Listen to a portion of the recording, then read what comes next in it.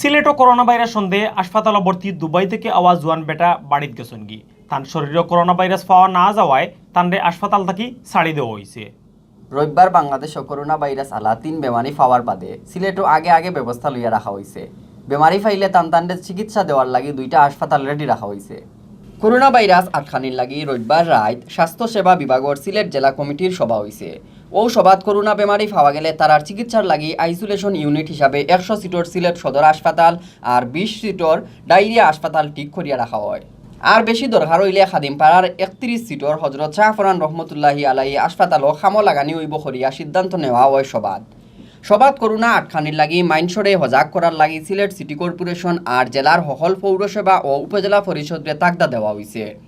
স্বাস্থ্য অধিদপ্তরের লিফলেট ওটা বেশি করি সাফাইয়া মাইনসর কাছে বাটার অনুরোধ করা হয়েছে।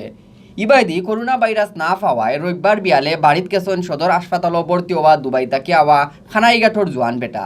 বুধবার তাইন আইয়া হাসপাতাল ভর্তি হয়েছিল।